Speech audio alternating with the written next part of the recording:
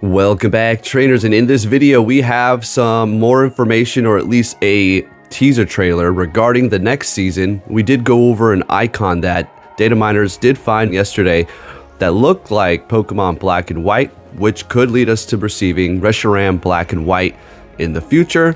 The fuse that should work like Necrozma Dawnwings as well as Necrozma Duskmane. So we'll have to see what that's going to be all about. But as far as the next season's actual logo, it's pretty interesting. We're going to take a look at that. I might just throw it up here while I'm talking. But we're going to be looking at two trailers. One is going to be of the next Gigantamax, and we're going to discuss what's going on here with Gigantamax. Do you need to go hard on every single one of these? I'm going to be talking about that. And then we're also going to be going over the stats of the next Gigantamax that's going to be introduced and how you probably want to slow and pump the brakes. I understand going hard on a lot of these is necessary, and if you went hard on Toxtricity Gigantamax, well, you did yourself a favor, because guess what? It is going to be the best electric as well as poison type Gigantamax that there is, and it is going to be useful against a very great many of these Gigantamax that we're going to be seeing in the future. But with that said, let's go ahead and just start this off here. I'm going to go ahead and start the trailer right about now.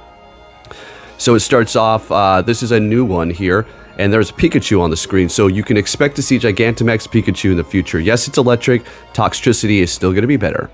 All right, and then they go on to see the Orbeetle. That's what it's going to be called, and there it is. It's going to be a bug and psychic type. We're going to be going over whether or not you want this, the attack, and comparing it to other Gigantamax in the future that we're going to be receiving that are going to be a little bit better, because a lot of this is starting to become a little bit costly, as well as a little bit grindy, I guess you can say. So here's the trailer. We do have different scenes from around the world, which appears to be Hoopa Rings. God, please no, I can't stand that Pokemon. No offense if you do, but I don't want anything to do with it, especially if you're going to be putting it in the stinking elite raids. Just go away. We don't need you here anymore. No, but there you have it. There's just a quick little teaser trailer there. Now let's go ahead and start this video right here. So taking a look at Orbeetle, it is going to have one stage, Bug and Psychic is what it's going to look like, a little bit of a ladybug there. Its max combat power is going to be 2,513, attack 156, defense pretty decent at 240, and then stamina at 155. Now we're going to take a look at its moves here. Of course, this is all subject to change. It is going to be weak to Bug, Dark, Fire, Flying, Ghost, Rock, Resisting, Grass, Ground, Psychic, and Fighting. So just keep that in mind. So what do we have here for its weaknesses so far? Well, Charizard and Gengar, essentially, right? So that's what you're looking at. Taking a look at its moves here, again, all subject to change. We're just kind of brushing over this really quick.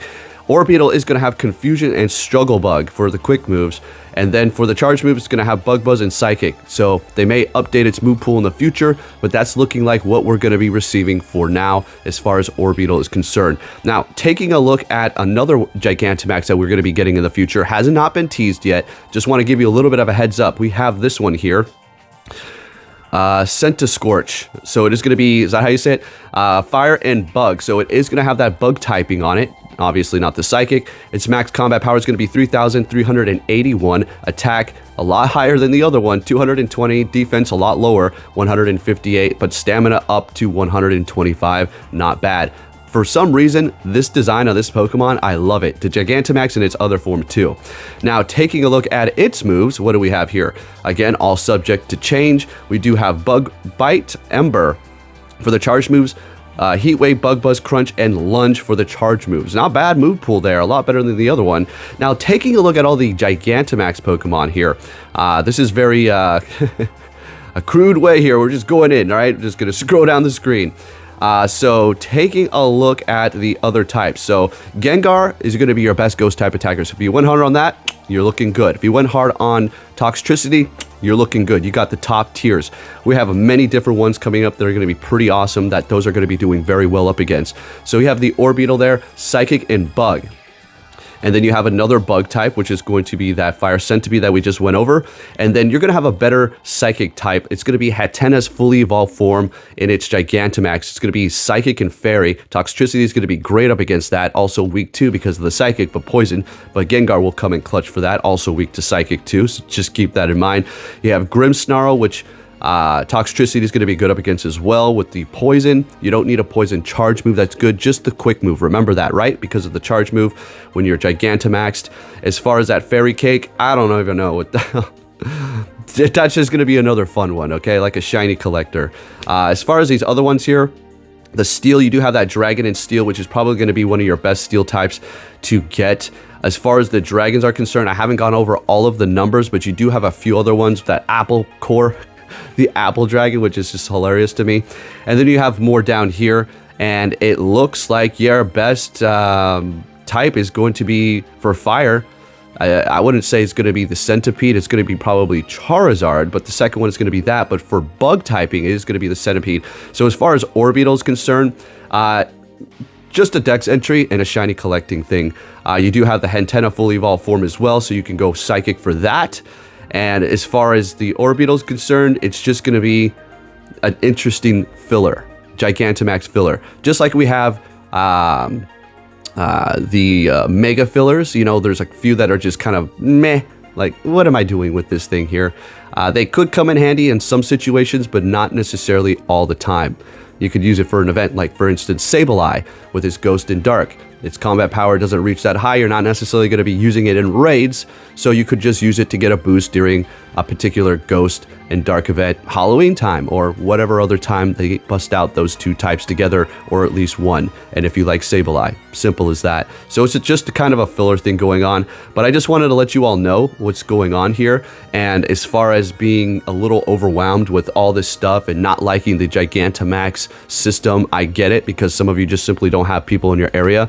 They did certainly boost the rewards and kept that the same through Gengar to Toxtricity, so it looks like we're going to be seeing that from now on. 37,000 Stardust per raid with the star piece. 37.5. Come on. I've powered up a ton of Pokemon and I'm already still above 11 million because we went so hard. But you have people in your... I get it. I'm just saying they made it a little bit better. I don't know what to tell you. I understand. Do you need Gigantamax Pokemon? Not necessarily. Do you want them? Yeah, sure. I mean, you can't even have them walk around on the map as their Gigantamax form. If you can do that, forget about it, all right? Yeah, that would be so cool. I mean, I don't know how that would work. It'd probably take up too much space, but at least as your buddy, I don't know. That probably wouldn't work either because they're so huge. I don't know. All I know is I wish you could have my Gigantamax form at some point all the time, not just when you change during the battle. But nonetheless... next season's looking pretty interesting, I suppose. I hope it doesn't have too much to involve with Hoopa. I honestly don't like that Pokemon too much. I understand it's good, and if you're a fan of it, my bad. Not trying to attack your little thing there. I'm just saying I hope it has a lot more to do with other things, which obviously it will. As far as this season is concerned, this is not a complete review. I don't even know if I'm going to do one, but I enjoyed it. It was fun. And they went out with a big bang there. We still have an event going that's rolling over from the Go Wild event that we did have, which is pretty nice for the Team Rocket. So start collecting those if you need to. I'm not too sure if you're able to collect components. Am I going crazy, or maybe I just wasn't paying attention? Maybe, I don't know. But nonetheless, it was a pretty interesting one. The whole Gigantamax thing got us all back together, and to be completely honest with you, I wasn't really hanging out with people too much, you know? I was doing my remote raids, and then once in a blue moon, I would go out and do some raids in person with people if they had a raid train once in a blue moon. But when it came down to it, I would just mostly play the events where they up the remote raids per day, and I would just do it like that. So this got me back out to see the people, actually being forced to hang out with people, okay? And I had a blast. We have a really good group here.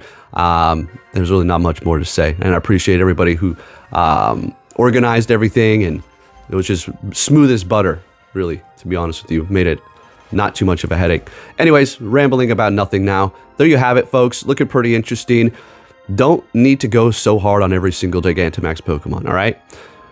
And you have to keep in mind, we're also going to be getting Dynamax, okay? So which could actually take the place of these Gigantamax that are lacking in particular areas. You're like, okay, well, Toxtricity is the best poison and electric.